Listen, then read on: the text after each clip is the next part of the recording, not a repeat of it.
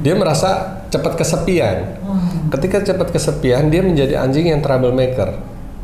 Ngerusak lah. Apa yang dia temukan dijadikan bahan mainan dia bawa, dia tarik-tarik atau dia gigit-gigit seperti itu.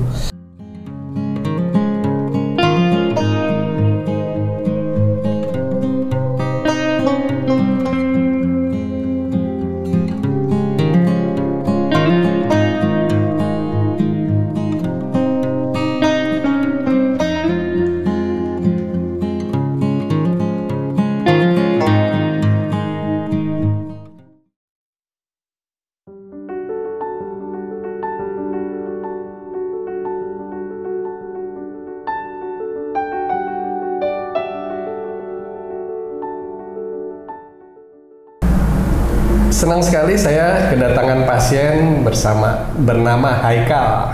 Haikal ini anjing pudel jantan, umurnya 4 tahun 9 bulan. Yang ingin ditanyakan, gimana sih perasaannya si Haikal? Ternyata ini pasien lama yang udah pernah main power juga. Dan ibu ini bersama anaknya pengen tahu perkembangan perasaan dari si Haikal ini. Kita cari tahu tentang Haikal. Karena dia suka dibilang kolokan banget. Sampai makan itu harus ditungguin. Nah, siapa yang nungguin? Kita dengerin curhatnya ya sama si Haikal ini.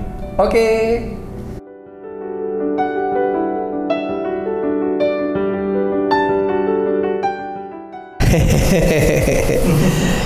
Ya.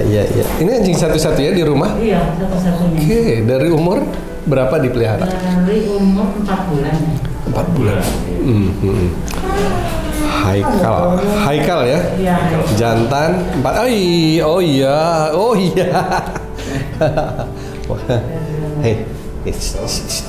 Oke. 4 tahun 9 bulan. Betul. Yang mau ditanyain, apa yang saat ini Haikal rasakan? Ini yang ditanya, rasakan ini kesehatannya atau apa? Dia rasanya waktu yang pertama kita ada konseling, dia itu kayaknya kesepian. Terus dia pengen explore dan keluar. Iya. Gitu. Oke. Nah sekarang masih begitu nggak? Oh oke. Ya. Yang kedua, kenapa Haikal kolokan sekali? Iya, manja sekali. Kalau makan harus ditungguin sama pembantu saya sampai saya panggil emak. Emaknya dia gitu. Oh gitu. Karena harus ditungguin. Tapi nggak disuapin kan? Enggak. Jadi yuk makan. Kita harus jongkok di situ. Kalau nggak duduk di sampingnya, nggak mau dia walaupun lapar nanti sampai jam 4 dicobain. Nggak ditungguin, nggak mau makan. Kolokan sekali. Iya. Tadi mau berangkat nanti harus di ais, pakai selendang. Oh gitu. Karena dia nggak mau pakai baju. Oh. Biasanya mau, tapi jengkel, nggak tahu itu jengkel apa dia. Nggak Baik. mau pakai baju. Oke. Yang ketiga, kenapa Haikal mut-mutan, suka ngambek? Suka ngambek. Nah kalau ngambek luar biasa marahnya. Oh gitu. Ngomong apa gitu. Iya. Jadi kayaknya aneh gitu. Iya. Haikal. Kenalan ya. Po, kamu mau tahu? Ya, oke. Iya. Haikal. Pipis ya. Nakal ya kamu.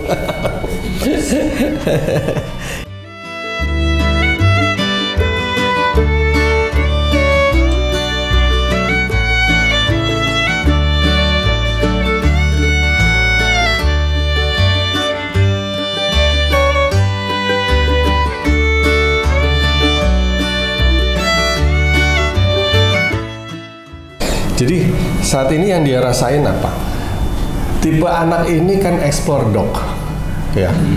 Tipe dia rasa ingin tahunya besar gitu, makanya masuk ruangan didiamin aja udah dia explore nih kemana-mana gitu. Di tempat yang baru akan seperti itu. Dibawa ke dog park pun akan seperti itu, ke taman seperti itu. Gitu. Asalkan nggak ada ancaman dari anjing lain dia oke aja gitu. Oh nih anjing yang lain bisa diajak bersahabat, ya dia cepat gitu untuk adaptasi seperti itu. Yang terpenting dia di tempat yang baru dia pasti akan explore gitu.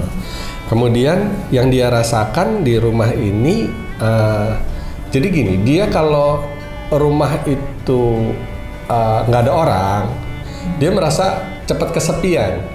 Ketika cepat kesepian, dia menjadi anjing yang troublemaker. Ngerusak lah, pokoknya apa yang dia temukan dijadikan bahan mainan dia bawa, dia tarik-tarik atau dia gigit-gigit seperti itu. Gitu. Dan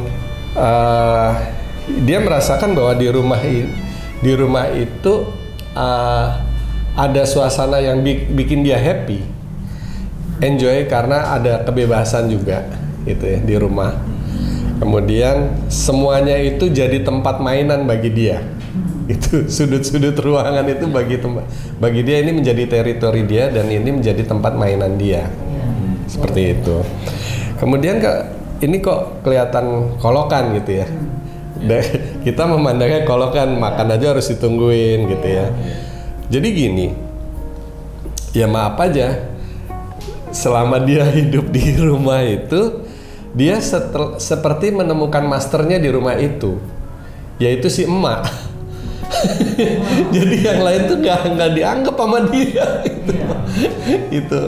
Ini pada ngapain misalnya kita nungguin makan gitu ya, dia master saya bukan dia gitu, bukan ibu, bukan Mas Bayu, tapi masterku adalah si emak gitu. Nah ini dia itu kelihatannya jauh bisa lebih dikasih tahu sama si emak. Emak suruh ngapain dia nurut gitu. Yang lainnya tuh dia dianggap angin lalu aja, dianggap hanya untuk main aja gitu. Gitu. Boleh jadi karena si emak itu kalau deket sama dia terus menjadi bonding ya, hubungannya sama si emak itu jadi bonding sama dia. Itu juga kalau yang lain tuh kelihatan sibuk sendiri gitu. Mungkin Mas Bayu sibuk melakukan kegiatan lain gitu. Dia merasa kalau si emak kok beda gitu. Gitu. Mungkin sering ajak main ya si emaknya. Iya, main terus di rumah. Iya. Nah itu. Dan si emak nggak pernah marahin dia gitu. Nggak pernah ngebentak kalau dia lagi jengkel ya. Iya, itu.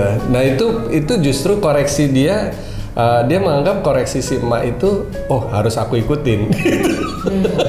Karena kalau nggak aku ikutin nanti aku nggak dikasih makan. Dia pikirannya begitu. Itu. Dan begitu dikasih makan, dia harus makan. Karena nanti emak marah. Dia pikirnya begitu. Pikiran dia seperti itu. Kemudian ini yang ketiga, ini kok kelihatannya mut-mutan. Ya memang ya, anak ini boleh dibilang dia sensitif ya perasaannya. Kemudian dia baperan anaknya. Jadi kalau dia kesentuh dikit dan dia lagi nggak mood gitu, jadi betul-betul ngambeknya luar biasa gitu. Betul-betul nggak dipanggil pun nggak mau gitu. Jadi kalau pas lagi dia ngambek, emaknya aja disuruh udah deketin. Kenapa sih dia gitu? Nanti juga akan dia akan tereliminir ngambeknya itu. Meskipun emak itu mungkin nggak tahu ya dia ngomongin apa gitu. Gitu. Dan kayaknya ngerti sih apa yang kita omongin, ngerti ya? Ngerti. Kita misalnya ngomong sama si emak, ngomong apa, dia ngerti lihat sini gitu. Terus kayaknya udahnya nanti gitu, kayaknya tuh seolah ngejawab, ngerti dia ya. Anak ini cerdas sebenarnya, cuma agak ngeyelan kayak gitu. Kalau orang lain yang ngasih tahu bukan emak, dia agak ngeyelan. Tuh, tapi kalau sama emak, dia hormat banget gitu. Dia akan lakukan gitu.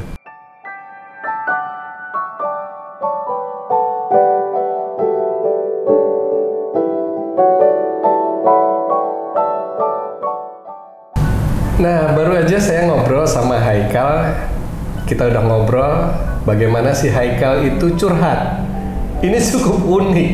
Pengalaman dari keluarga ini cukup unik karena dia merasa Haikal itu punya keluarga ini, tetapi ternyata Haikal itu punya pilihan tersendiri. Ya kita nggak bisa menyalahkan ya. Meskipun ownernya sayang, pasti sayang juga sama Haikal ini karena anjingnya emang lucu banget gitu ya. Tadi waktu pas ngobrol sama saya, ya bagaimanapun dia punya masternya tersendiri, dan masternya tersendiri itu adalah si emak yang tidak lain dari asisten rumah tangganya. Kenapa bisa begitu? Ini adalah bonding, ya kasus bonding seperti ini. Dia bisa memilih mana yang menjadi masternya. Itulah Haikal. Seru banget curhatnya Haikal. Dia happy di rumah, tetapi dia kolokan banget. Karena apa? Makan pun harus ditungguin sama si emak. Kalau emaknya nungguin, dia baru mau makan. Tapi kalau emaknya pergi, nah dia nggak mau makan. Unik kan? Kalian punya pengalaman seperti ini juga nggak? Jangan lupa subscribe YouTube Rajanti Talk with Animal. Oke, bye-bye.